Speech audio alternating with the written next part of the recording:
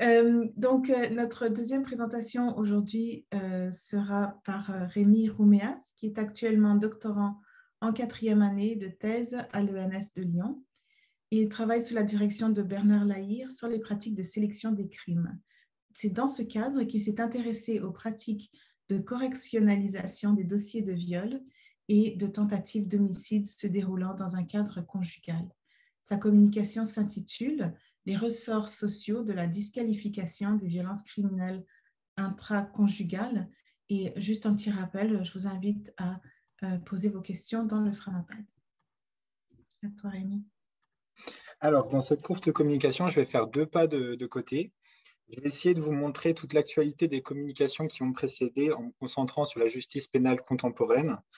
Et je vais vous parler non pas des féminicides, mais des tentatives de féminicide pour souligner que les pratiques des magistrats et des avocats contribuent à invisibiliser ces tentatives. Alors, le Code pénal prévoit le même traitement et les mêmes sanctions pour les tentatives de crime que pour les crimes. Par exemple, tenter de commettre un meurtre dans un cadre conjugal fait encourir la peine de réclusion à perpétuité et figure donc parmi les crimes les plus lourdement sanctionnés par les textes de loi.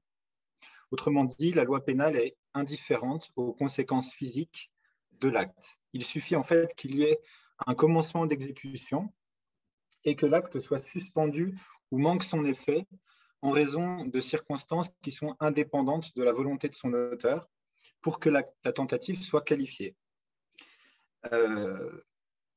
Pour constituer un dossier de tentative, comme il est très difficile de s'aventurer dans l'esprit de l'accusé en ce qui concerne l'intention de tuer, les magistrats prêtent attention aux faits et gestes du mis en cause. De sa façon d'agir, ils vont tirer une double présomption.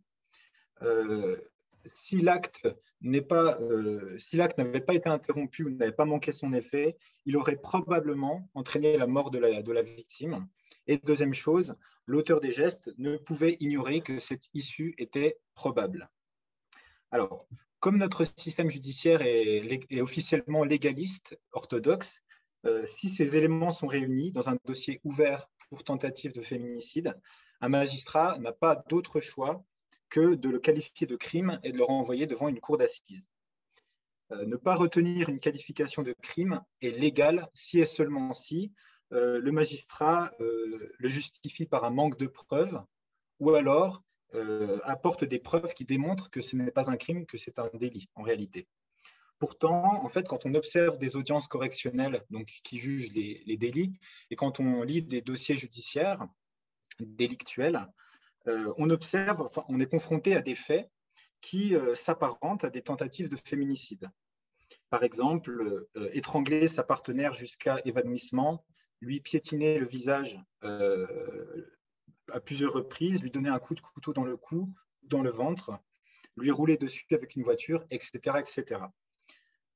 Comme vous pouvez le voir sur cette image, ces faits donc, que je viens de vous décrire vont être qualifiés par exemple de violence suivie d'incapacité n'excédant pas 8 jours ou plus de 8 jours, c'est la même chose, par une personne étant ou ayant été conjoint, concubin ou partenaire lié à la victime par un pacte civil de solidarité. Et vous avez une qualification qui est dissociée, qui apparaît ensuite une contravention de menace de mort réitérée le même jour. En fait, quand on voit ce genre de qualification dans un calendrier d'audience, on peut deviner qu'il s'agit d'une tentative de meurtre qui a été requalifiée, correctionnalisée en fait en violence aggravée. Que s'est donc-il passé dans l'esprit du magistrat ou de la magistrate qui a fait disparaître cette qualification de tentative de meurtre? En fait, alors que légalement, le magistrat ne devrait se poser qu'une seule question, à savoir « ai-je les preuves pour renvoyer le dossier vers la cour d'assises ?» se pose une deuxième question, ce dossier mérite-t-il la cour d'assises? Cette question, en fait, les professionnels se la posent depuis le début du 19e siècle, et pourtant, ça les détourne des textes de loi. C'est ce qu'on appelle la correctionnalisation ou la disqualification judiciaire. Cela les conduit à transformer des viols en agressions sexuelles, des vols avec armes en vols avec violence, des actes de torture en violence aggravée, des faux en écriture publique, en faux, en simple faux. Voilà, il y a d'autres exemples, mais je vous donne les principaux exemples. La question, c'est pourquoi est-ce que les magistrats veulent épargner la cour d'assises de certains dossiers qui devraient être qualifiés de crimes? En fait, il y a deux impératifs qui vont animer les professionnels quand ils prennent ces décisions. Premièrement, un impératif gestionnaire. La criminalisation d'un dossier implique des délais et des coûts qui sont très importants pour la justice. Et les magistrats sont sensibilisés à la nécessité d'économiser une institution qui est insuffisamment dotée en moyens matériels et humains. Le deuxième impératif, je l'ai appelé un impératif professionnel, tout simplement. C'est-à-dire que la cour d'assises réunit des jurés d'assises. Les procès durent à minima 2 jours, dans une ambiance qui est solennelle, qui est ritualisée. Et en fait, c'est le procès le plus prestigieux et le plus médiatisé. Donc, il y a cette idée qu'il faut faire des beaux procès et il faut mobiliser la cour d'assises pour des dossiers qui en valent la peine. Et il faut aussi orienter des dossiers qui vont orienter une belle peine, entre guillemets, qui vont entraîner une belle peine et qui vont minimiser les risques d'acquittement pour ne pas avoir dépensé toute cette procédure pour rien. Pour ces deux impératifs conjugués, les professionnels se détournent des textes de loi et effectuent une sélection plus drastique des dossiers en puisant dans leur bon sens, en puisant dans leur représentation culturelle, dans leurs habitudes professionnelles, pour définir ce qu'est un vrai crime qui mérite la cour d'assises. Mon travail de thèse consiste justement à décortiquer les jugements de gravité qui sous-tendent les hiérarchisations qu'ils font des crimes. Ces jugements de gravité sont toujours des jugements de valeur qui sont portés sur les actes, sur les scènes criminelles, sur les accusés et sur les victimes. Je travaille sur tous les types de crimes, mais je vais me concentrer donc dans cette courte communication sur les tentatives de féminicide qui ont lieu dans un cadre conjugal. Alors, quelles tendances peut-on établir par rapport… alors, j'ai oublié de vous montrer en quoi consistait mon terrain de thèse. Je fais des entretiens, des observations, des stages et j'ai constitué un corpus d'archives criminelles et également d'analyses documentaires constituées de chroniques judiciaires. Vous avez, si vous voulez, sur votre droite, un extrait de courrier d'un juge d'instruction qui propose une correctionnalisation à une victime, enfin un avocat de la partie civile, sachant que pour les tentatives de meurtre, généralement, il ne leur propose pas, mais je reviendrai, si vous voulez, dans la discussion là-dessus, mais je n'ai pas le temps de le faire tout de suite. Quelle tendance peut-on établir à propos de la ligne de partage entre les dossiers de tentatives de féminicide conjugaux qui sont correctionnalisés et ceux qui sont gardés aux criminels, aux assises? Première chose, en qualifiant, les professionnels se projettent dans un éventuel procès d'assises et se posent la question suivante, qu'est-ce que le dossier va donner? Les cours d'assises, pour eux, sont faites pour les actes horribles, choquants, spectaculaires, dramatiques, je cite, extraordinaires, sordides. Donc l'appréciation, en fait, va s'apparenter à un dosage plus ou moins conscient entre 3 éléments, la gravité de l'acte, l'attitude, le profil de l'accusé et l'attitude et le profil de la victime. En ce qui concerne la gravité de l'acte, il faut relever 2 choses principalement. C'est d'abord la gravité des blessures qui fait la beauté, entre guillemets, des dossiers. On trouve aux assises plutôt des victimes qui vont être miraculées, entre guillemets, qui vont être invalides à 90%, par exemple, qui ont des infirmités permanentes, tandis que seront plus facilement correctionnalisés les dossiers dans lesquels la victime est sortie indemne, du moins physiquement, pas psychologiquement évidemment, ou alors lorsqu'il y a des incapacités totales de travail qui sont faibles. Donc, voilà, plus on augmente dans la gravité des blessures et plus on a de probabilité que le magistrat oriente vers les assises. Ensuite, la charge symbolique du geste, on observe encore une fois une esthétisation de ces dossiers, puisque tout ce qui va venir accentuer le caractère extraordinaire des faits va augmenter la probabilité d'une criminalisation. Par exemple, les faits dans lesquels sont utilisées une arme à feu ou alors les faits dans lesquels le criminel essaie de mettre feu à la victime ou alors lorsqu'il utilise une hache, par exemple, ne seront pas traités de la même manière que lorsqu'il s'agit d'un simple couteau ou alors de coups et blessures ou encore d'étranglement. De même, ne seront pas traités de la même façon les actes isolés, un seul acte, ou les actes répétés sur une longue période. les magistrats mettront en avant, par exemple, les dossiers dans lesquels il y a de l'acharnement sur la victime, enfin, ce qu'ils estiment être de l'acharnement sur une victime, ou les dossiers qui se passent dans un lieu extérieur et non pas dans le domicile de la victime. Ensuite, ce qu'il faut dire, c'est que moins les actes vont choquer les magistrats qui qualifient, plus des considérations relatives au profil et à l'attitude de l'accusé et de la victime peuvent entrer en considération dans l'orientation du dossier et sa qualification. En ce qui concerne les criminels, on observe une recherche d'un vrai criminel, d'un vrai méchant, de monstres, de bombes humaines. Alors là, je cite des propos qui me sont donnés dans les entretiens.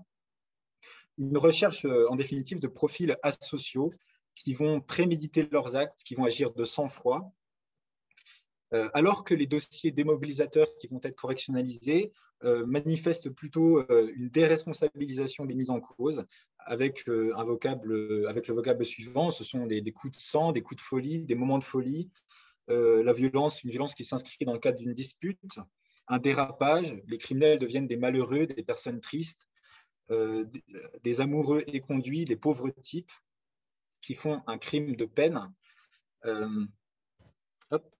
Un crime de peine et de tristesse. J'ai par exemple un dossier dans lequel le magistrat justifie la correctionnalisation par le fait que le psychiatre décrit dans son expertise que le mis en cause était pris dans un état d'exacerbation passionnelle, ce qui permet de raccrocher avec tout ce qui a été dit précédemment. Le regard des professionnels se penche également sur l'existence d'un casier judiciaire, c'est un critère très important pour eux, donc les récidivistes seront plus facilement orientés vers la cour d'assises. Et également de façon plus implicite sur le statut social. La personne est-elle insérée, présente-t-elle des garanties de représentation? Voilà, donc c'est le statut social de la personne et puis sa valeur sociale qui va entrer en ligne de compte. Même si légalement ça ne change rien, un accusé qui porte assistance à une victime après avoir tenté de la tuer, ne sera pas traité de la même manière que quelqu'un qui cherche à fuir ou lorsque la victime lui échappe malgré lui. Les victimes, ensuite, ne sont pas bien sûr à l'abri de ces hiérarchisations. Les professionnels distinguent les belles victimes, distinguent celles qui passent aux assises de celles qui ne passent pas aux assises. Leur empathie, ça c'est général pour tous les types de crimes, l'empathie des professionnels est socialement située. Les actes et les faits ne vont pas autant choquer selon la valeur sociale de la personne qui est visée par des gestes. Cette hiérarchisation, en fait, elle est inévitable. Pourquoi? Enfin, elle est inévitable. Elle est très récurrente parce que même si le magistrat se l'interdit, ce qui arrive, il peut craindre que la victime fasse mauvaise impression aux assises et pour chercher à la protéger, en fait, peut se dire il est préférable de correctionnaliser pour éviter que les jurés moralisent son attitude dans le dossier. Donc, sont concernées les victimes à qui l'on reproche d'avoir mal géré la rupture, de s'être mal comportés avec leur partenaire, de n'avoir pas tenu leurs engagements dans le couple, les victimes qui ont trompé leur partenaire, les victimes qui ont également donné des coups ou alors qui ont un casier judiciaire, les victimes qui ne se souviennent de rien, étant par exemple fortement alcoolisées au moment des faits, les victimes qui sont sous emprise psychologique. Et dans ce cas-là, en fait, on observe une moralisation du positionnement de la victime par rapport à son agresseur.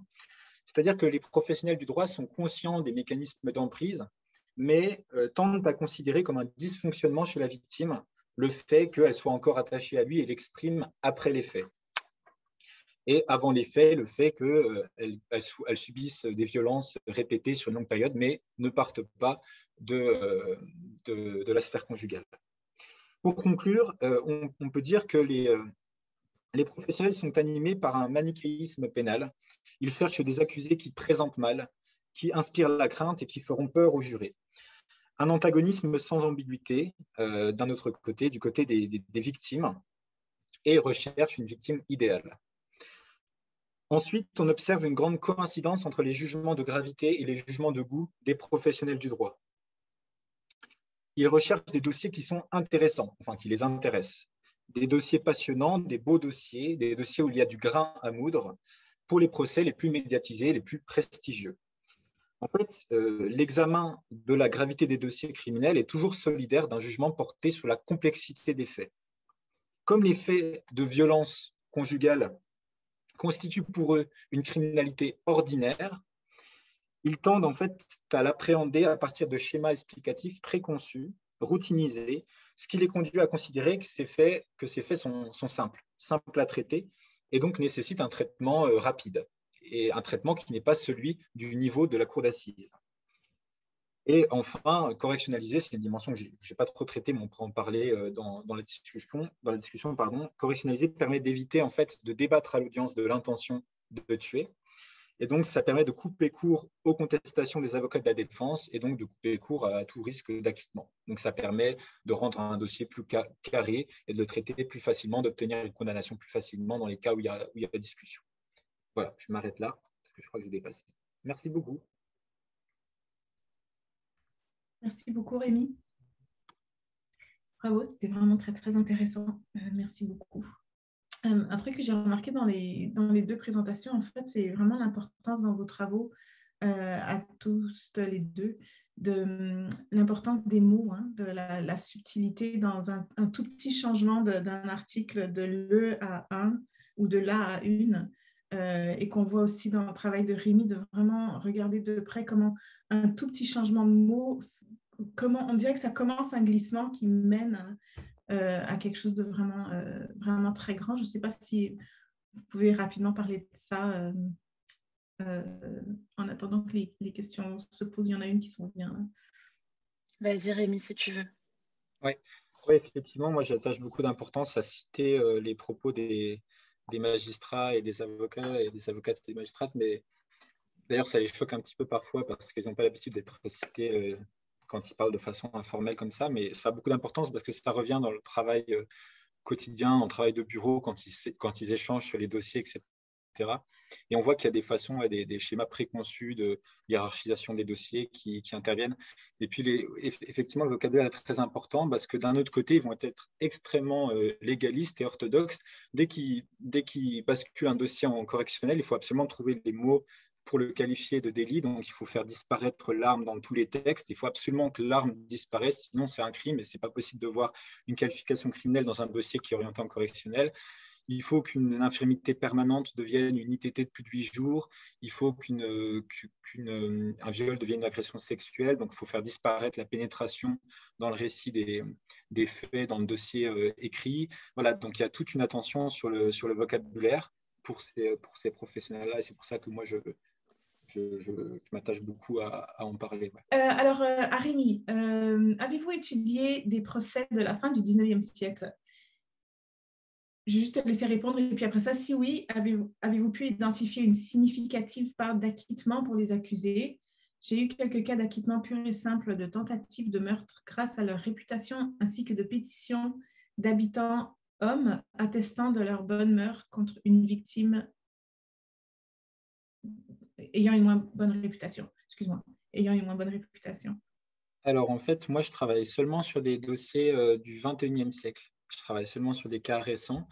Et en fait, je ne travaille pas sur les décisions qui sont rendues au moment du procès. Je travaille vraiment sur cette phase de qualification en amont des procès. Donc, le moment où on va décider de l'orientation du dossier. Et donc, je ne peux pas vraiment répondre sur cette question.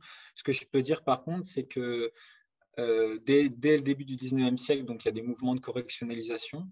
Et notamment, les magistrats craignaient l'indulgence des jurés sur certains types de dossiers. Et d'après ce que j'ai compris, ce que disent les travaux d'histoire, c'est que sur les crimes dits passionnels, il y avait un peu une impression parmi les magistrats que les jurés allaient être trop indulgents. Et donc, il pouvait y avoir des correctionnalisations de ce type de dossier quand c'était possible. Parce que ce que je n'ai pas précisé, c'est qu'une fois que la personne décède, que la victime décède, les magistrats ne s'autorisent plus à correctionnaliser.